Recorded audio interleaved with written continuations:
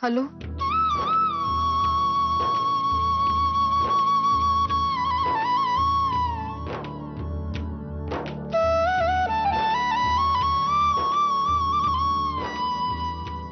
हे सौरभ, तू का असं स्वतःला त्रास करून घेतोयस?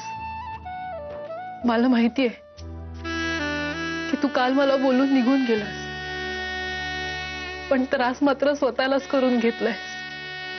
हो ना? असं नको ना रे करू.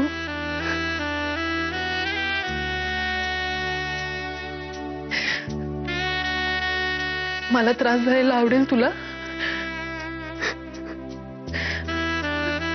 Saurabh, I love you. I love you Saurabh. मी कायम तुझ्या सोबत आहे. सौरभ बोल ना, काहीतरी बोल. असं नको करूस.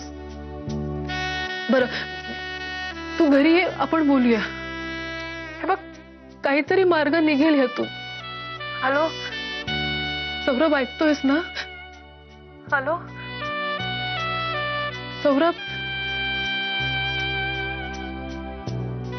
हॅलो.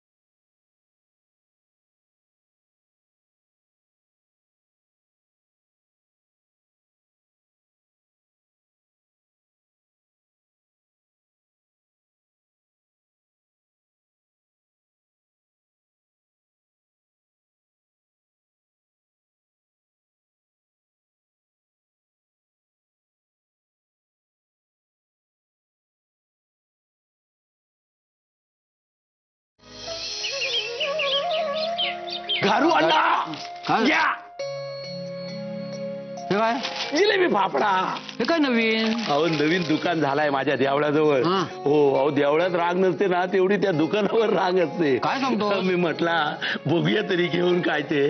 मग बघा बघा बघा. काय खाऊ? काय खाऊ? पापडा जिलेबी दोन्ही खातो. दोन्ही कशी झाली आहे? अरे त्याला काय विचारतोस? खाणाऱ्यातला माहिर मी आहे, मला विचार, मला दे. हो, तुम्हाला गोड खायचा नाही आहे. ए, गोड खायचं तू मला अक्कल शिकू नको रे तलाला. फाफडा पाहिजे तर घ्या. ए, जिलेबी पाहिजे मला. नाही देणार. मला जिलेबी पाहिजे. नाही देणार. तू काय स्वतःला सीमाच समजतोस? अहो, आता काय करता हो? आणि इकडे ऐका जरा. जिलेबी इकडे आण, इकडे आण जिलेबी. हो, घालू अण्णा. जिलेबी इकडे आण. सांगा. अरे तुझी प्रकृती आता बरी नव्हती. जिलेबी कोणाला खातो परत त्रास होईल ना तुला. अरे जिलेबी खाऊन माझी प्रकृती ठणठणीत होईल. आणि इकडे आण. नाही नाही, मी राधाला सांगी ना तुमचा. अरे राधाला मी काय घाबरतो काय? आणि इकडे आण. नाही देणार. इकडे आण. नाही देणार. इकडे आण. नाही देणार. इकडे आण. नाही काय चाललंय? देणार आहे. फाफडा घ्या. काय झाला? हो, काय झालं तुम्हाला? असं काय करतात? हो, झाडू अण्णा धारा त्यांना. असं काय? हो, हो, हो. काय जिलेबी नाही ना? हो, अहो नका खाऊ. मी लोटार गोड खाल्ल्यानंतर मग मी काय आता सांगू कोणाला? अहो नका खाऊ. हो, अरे ढग्या यशा, याला मला खाऊ देत नाहीस काय? अरे अरे काय करता तुम्ही? अगे मला अगं अगं काय करतेस तू? मला दे, मला दे. असं नाही करू प्लीज. हे बघ, असं करू नकोस बाई. तोंडा शाळेला घास काढून घेऊ नकोस. अगे पोरी, हे थांब. हे पोरी थांब. अगं थांब ग, दे ग बाई. मला जिलेबी खाऊ दे. दादा, तुम्हाला गोड खायचं नाहीये. अरे म्हणून काय झालं? एखादी खाली तर काय प्रॉब्लेम आहे? ती सीमा सुद्धा असंच वागते, तू सुद्धा असंच करणार आहेस का? आता तुमची काळजी वाटते म्हणून आम्ही सगळं करतो ना. बर, तुमच्याकडे शुगर फ्री जिलेबी करू का मी? नक्की करशील? हो, आजच्याच. मग आता ह्याचं काय करावं? मी सगळ्यांना देते ना आतमध्ये. नको नको नको. आतमध्ये म्हणजे तो लांडगा खाणार, त्याची बायको खाणार. नको, लांडगा लांडगीला नको.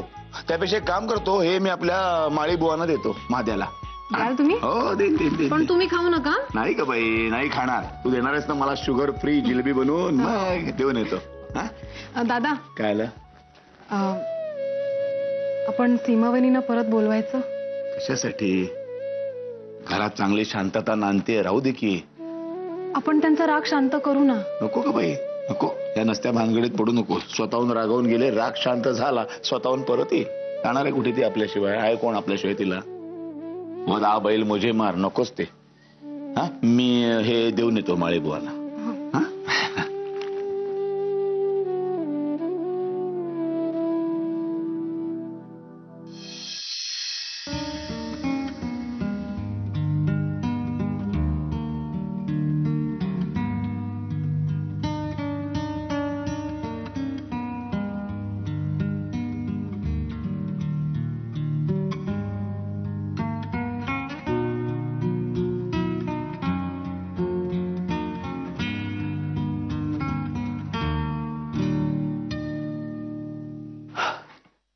कसं वाटलं बाप?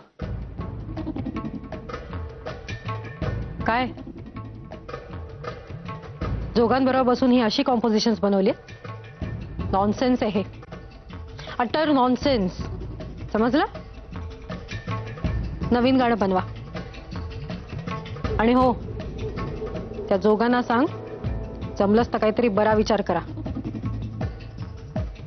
Get out.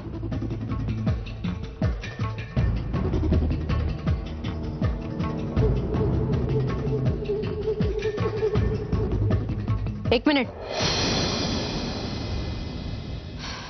Priyanka. Yes ma'am. सौरभला ती कॉन्फिडेन्शियल फाईल दे.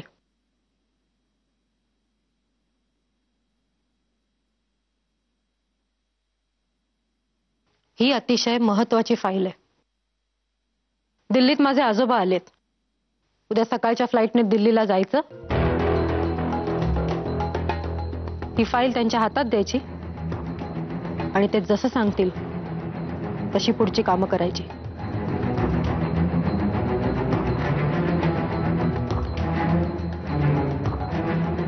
प्रियांका तुला बाकीचं समजावून सांगेल.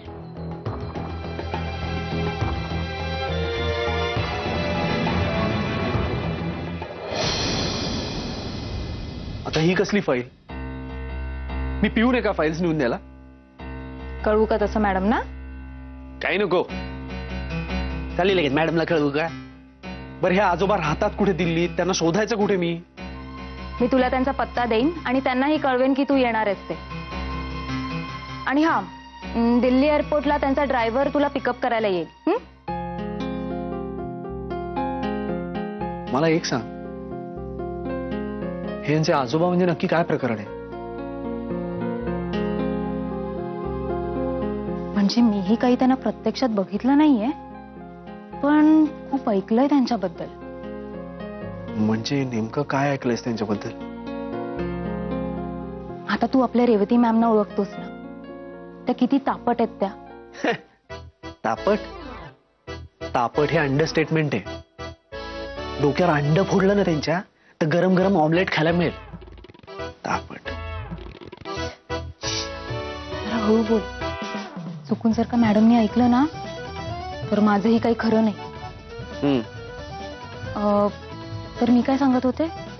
हा, मॅडम आपल्या इतक्या गरम डोक्याच्या, पण त्या आजोबांना खूप घाबरतात.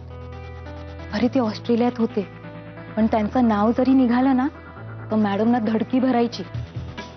आणि आता तर काय, ते भारतात आले. अच्छा, आता आलं माझ्या लक्षात. म्हणजे ना मुद्दामून मला वाघाच्या तावडीत द्यायचा प्लॅन आहे, दुसरं काही नाही. बघ बाबा, सांभाळून. काय लिहिलंय तुझ्या नशिबात देवालाच ठाऊक. नशिबात काय लिहिलंय माहित नाही, पण एक मात्र नक्की, आगीतून बाहेर पडून फुफाट्यात जायची तयारी करायची. आणि सौरभ, तुझं तिकीट आणि तिकडचा पत्ता मी तुझ्या घरी पाठवण्याची व्यवस्था करते. बाय.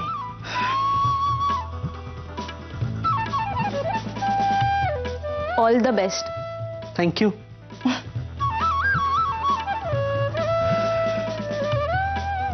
चला सौरभ धर्माधिकारी, तयारीला लागा. इनामदार आजोबा नावाच्या वाघाच्या गुहेत शिरायची तयारी करायची आता. चला. राधा, अगं सौरभ गेला म्हणजे काय? आणि तू जाऊ कसं दिलंस त्याला? आत्ता कुठे तू घरी आली आहेस ना आणि हा लगेच जातो म्हणजे? काय काय बोलला केदार त्याला ते तरी सांग ना मला. तेही सांगत नाहीयेस तू.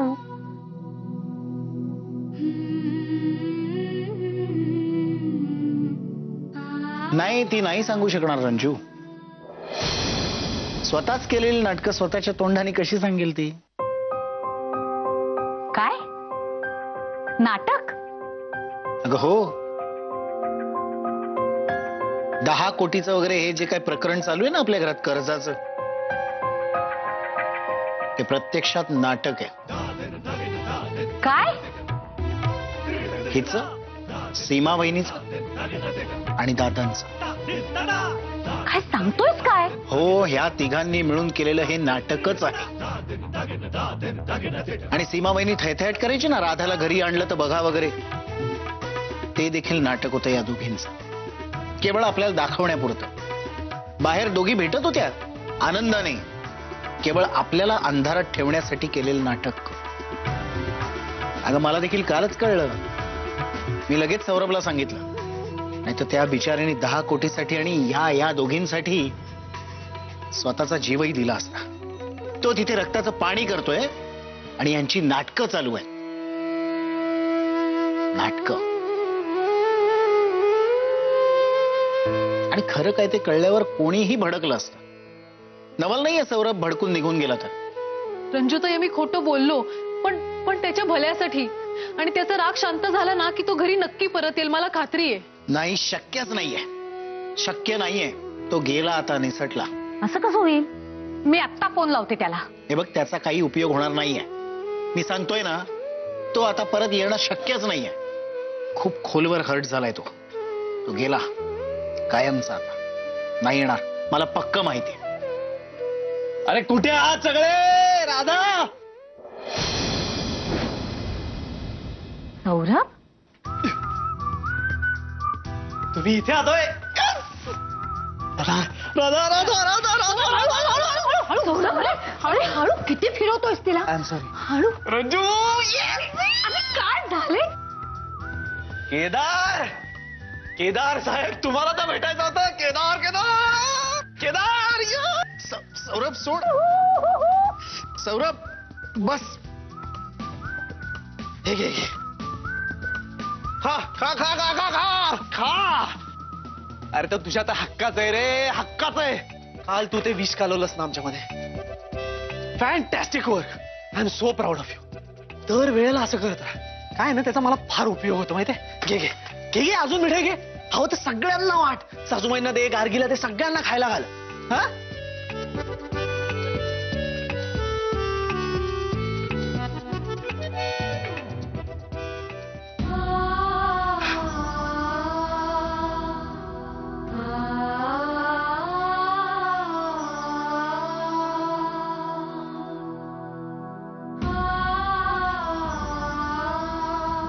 I am sorry.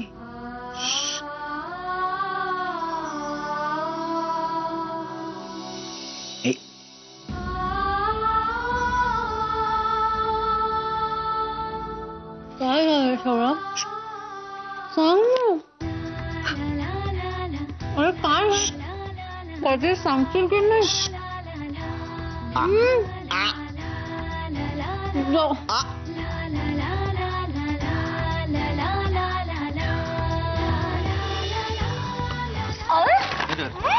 चल भाऊजींशी बोलायचंय.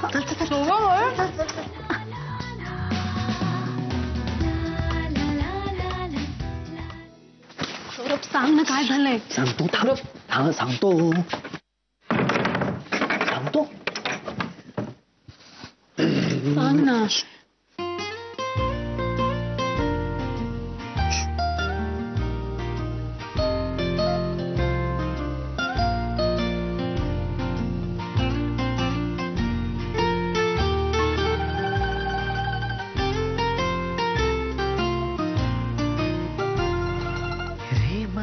तुला पुन्हा पुन्हा सजायचे रे. सौरभ काय झालंय तुला?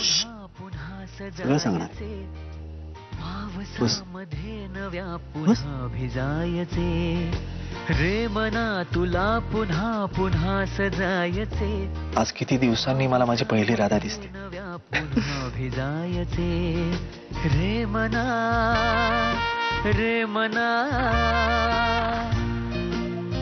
पण मला भेटलेला हा सौरभ एक नवं रूप घेऊन आलाय. एका हसऱ्या खेळकर मुलाचं रूपांतर एका हसऱ्या पण गंभीर तरीही जबाबदार व्यक्तीत झालेलं आहे. हे रूप मला तितकंच आवडतंय जितकं आधीचं रूप आवडायचं. थांबली नभात तू घडवलंयस हे. चांदणी काकसे तिला तिथून ये म्हणाय ते खूप घाव सोसून काकसे माझ्या भल्यासाठी माझ्यापासून दूरही राहिलीस. मी वाईट बोललो, वाईट वागलो, मध्ये नव्या सगळं सहन केलंस. जायचे केवढे आरोप झेललेस. You are so sweet Radha. I love you so much. I love you too. पण तुझ्या मनात आता कोणताही गैरसमज नाहीये ना? तुझीच सावली नाही. लाभली घरास ह्या तू आणि सीमा वहिनींनी मिळून आणि नंतर तुम्ही तिघांनी मिळून. नाही. तुझीच हा 10 कोटींचा प्लॅन दादानी मला काल सांगितला. उन्हा तो प्लॅन दादांचा आणि सीमा वहिनींचा होता. मला खरंच काही माहित नव्हतं. रे मना इट्स ऑल राईट. प्लॅन कोणाचा का असे ना, त्याच्या मागचा हेतू चांगला होता. माझ्या भल्यासाठी होता ना, मग ठीक आहे. So no misunderstandings. भेटती कशास ही नवीन माणसे आता माझ्या मनात काही नाहीये. ती कशास ही आणि आता कोण कसं आहे हे मला पूर्णपणे कळलंय. आता तुझ्यात आणि माझ्यात कोणीही फूट पाडू शकत नाही. हो भेटती द्वेषापोटी केदार पण नाही नवीन माणसे आणि अतिप्रेमापोटी सीमावहिनी पण नाही. जुनेच आता तू, मी आणि आपलं बाळ डायचे हेच आपलं जग.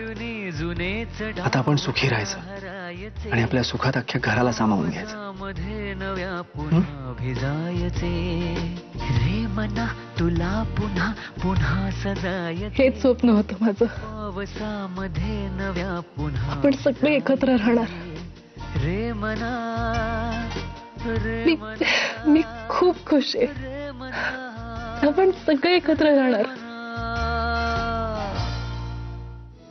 माझ्यासाठी तू खूप सोसलेस राधा. पण तुझं हे स्वप्न जर खरं व्हावं अशी इच्छा असेल ना, तर तुला थोडं अजून सहन करावं लागणार आहे. सौरभ, या घराच्या सुखासाठी, तुझ्या सुखासाठी मी काही करायला तयार आहे. सांग ना.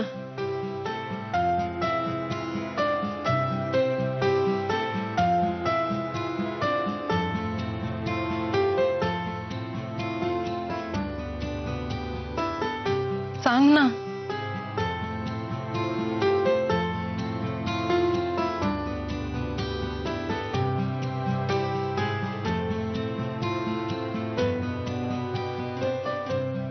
काही दिवस तुला माझा विरह सहन करावा लागणार आहे. विरह?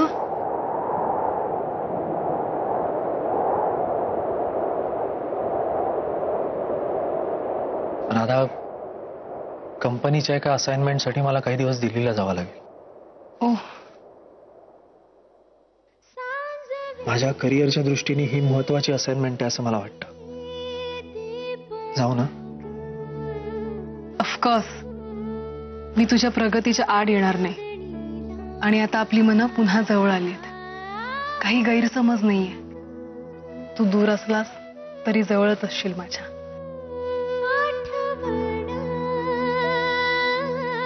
बाळा, बाबा आपल्या जवळच असतात ना?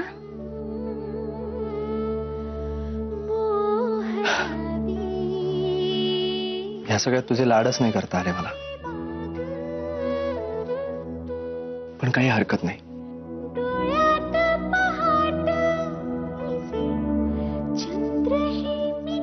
घर सांभाळशील ना? हो. दादा, सीमा वहिनी, घारू अण्णा, सगळ्यांची काळजी घेईन मी. यश जिजू पाठीशी असतातच. रंजूताई आणि कुहूची सोबत आहे मला. आणि गार्गी आणि केदारकडे पण लक्ष देईन मी. तू निश्चिंत राहा. गुड. आता मला माझ्या राधाला ना डोळे भरून बघून घेऊ दे. रास रंगात भिजत